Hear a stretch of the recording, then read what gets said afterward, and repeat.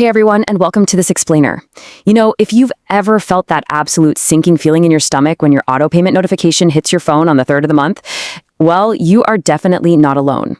Today we're going to dismantle the whole illusion of modern car buying.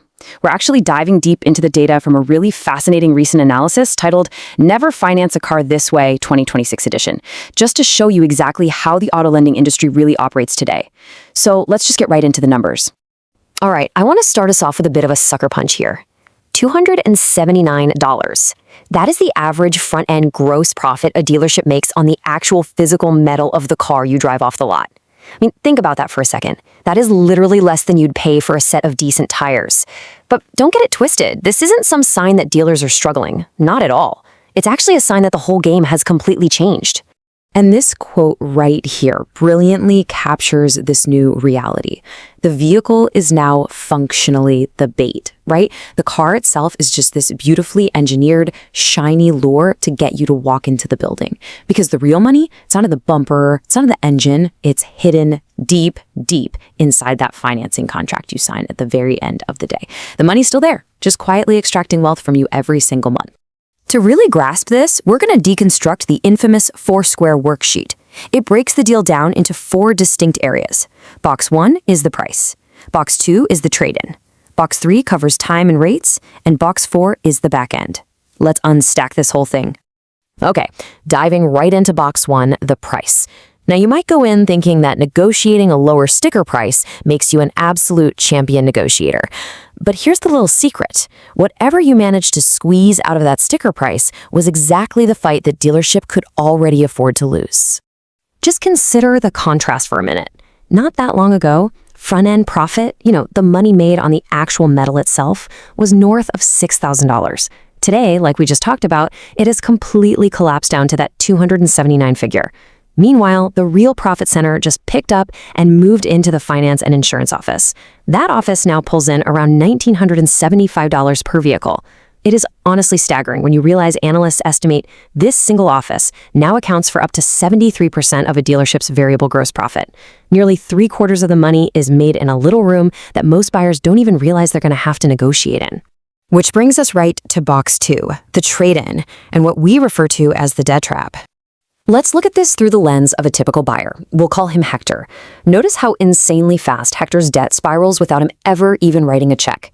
Back in 2022, he traded in a Malibu, owing $4,000 more than the car was actually worth. The dealer? They simply rolled that negative equity right into his new 72-month loan. He didn't feel a thing. He just started paying interest on a car he didn't even own anymore. Fast forward 2 years, he does it again, and suddenly that hole grows by another $7,000 because the original balance had been quietly inflating in the background. By 2025, Hector is driving this perfectly sensible sedan, but he is literally financing 3 previous cars inside of it. It's this invisible financial sinkhole. You really don't know you're trapped in it until you try to leave. And the wild part? Hector is absolutely not an outlier here. As of the 3rd quarter of 2025, a massive 28.1% of all new car trade-ins carried negative equity. And the average amount these folks were underwater? Almost $7,000. $6,950 to be exact. This whole practice of rolling negative equity, it's essentially the closest thing consumer finance has to a chain letter. Every new transaction temporarily fixes the immediate financial pain of the last one, but it absolutely guarantees the next one is going to be significantly worse. All right, moving on to Box 3, time and rates. Most buyers rarely separate these 2 distinct halves in their head, but dealers, they manipulate both of them. Let's tackle time first, because it is by far the biggest lever they pull. Back in 2015, loans of 84 months, that's a full 7 years, made up just 7.3% of new car financing. Fast forward to today, and they've touched an all-time record of 23.9%. Nearly 1 in 4 buyers is signing away 7 years of payments. And why is that? Well, not because buyers suddenly demanded it. It's because car prices completely ran away from incomes, and the industry had to find some way to make that monthly payment look palatable. Sure, stretching a typical $42,000 loan from 60 to 84 months might drop your payment by $130 a month, but it's going to cost you roughly $3,400 in extra interest over the life of the loan. And worse, it heavily traps you in that negative equity we just talked about because your shiny new car depreciates way faster than you're paying down the actual principal. Then you have the second half of Box 3, the rate itself. When you finance at a dealership, you got to remember, they aren't lending you their own money. They are just a middleman. The bank gives them a buy rate based on your credit score. But then the dealer marks that rate up by 1 to 2.5 percentage points. They call this spread the dealer reserve. Honestly, it's kind of like a hotel calling you a taxi, but they get to secretly choose what the meter says before you even get in. This entirely discretionary markup adds roughly $714 to the average loan. And because it is discretionary, it has historically led to massive federal restitution settlements against major lenders for discriminatory lending outcomes.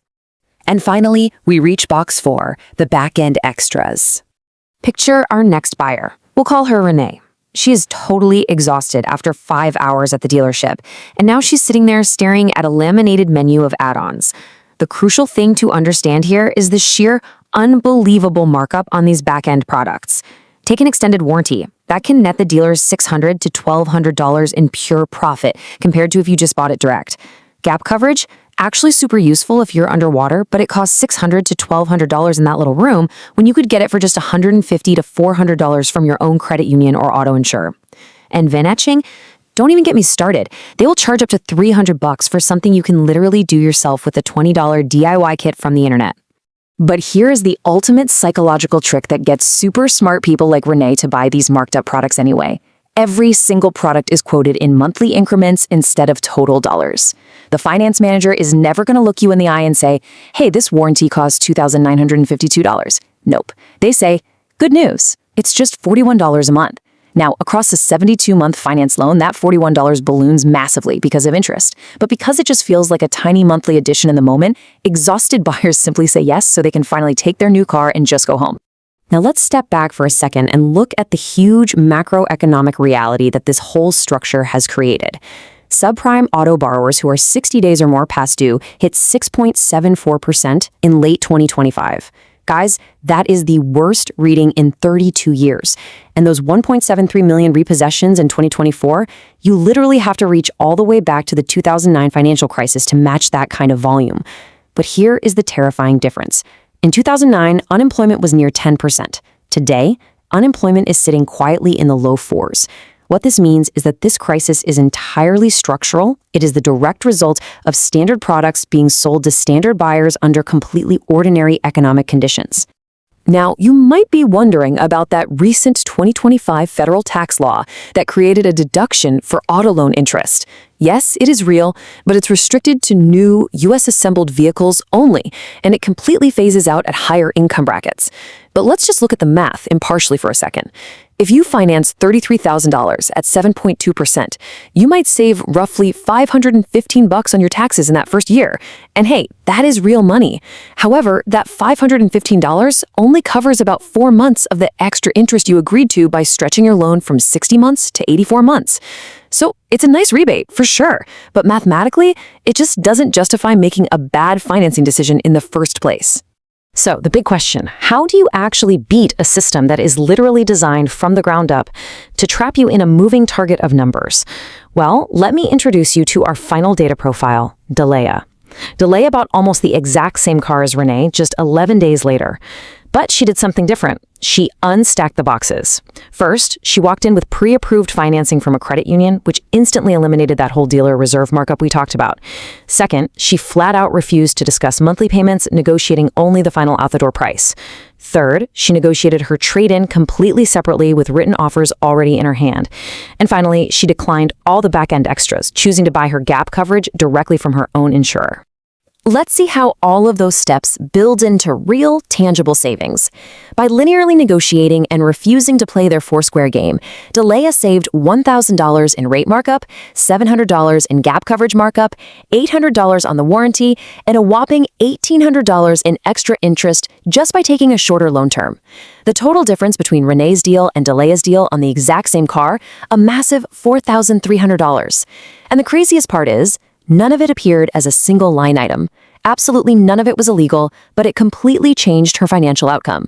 And here is exactly why this matters so much for your future. If Delea took that $4,300 difference, money she saved simply by changing how she navigated the structure of the dealership, and she invested it at a standard 7% return, in 30 years, that single afternoon of smart negotiation turns into $34,000. The way we buy cars is quietly creating these massive wealth gaps across a lifetime of vehicle purchases. Look, if you're watching this right now and you're realizing you might actually be sitting in a terrible loan, take a deep breath. It is not your fault. You just met the market where it stood at the time. But there is a lifeline here.